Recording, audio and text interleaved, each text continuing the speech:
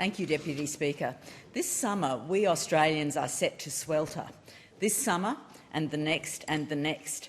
Australia is about to experience unprecedented climate change-induced heat waves, causing immense pain for people across the whole country. Extreme heat is the biggest killer of climate change, but the government has no plan for it. We're sleepwalking into a disaster, and the Labor government is actively making it worse, opening up new coal and gas.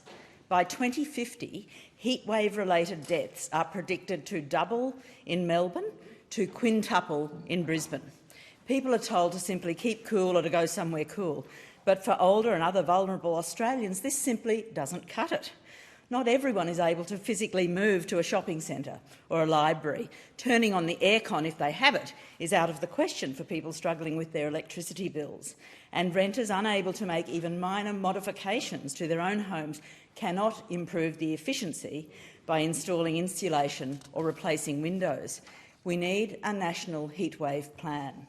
This means urgently updating building codes and planning laws so all buildings and precincts are heatwave resistant, with passive cooling and ventilation, shading, insulation, high-performance windows, renewable energy, banning black roofs.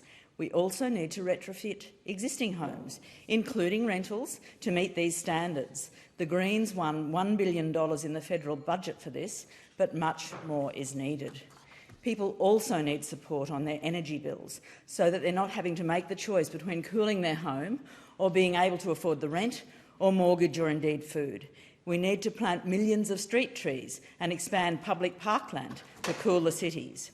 We need public heatwave refuges within walking distance of people's homes, air-conditioned public libraries, community centres, public pools, early warning systems like those for fires and floods, and resourcing a mass program of outreach during heatwaves, going door to door to check on and support people in high-risk areas. We need to develop sector by sector binding heatwave regulations to protect workers in industries potentially affected by heat.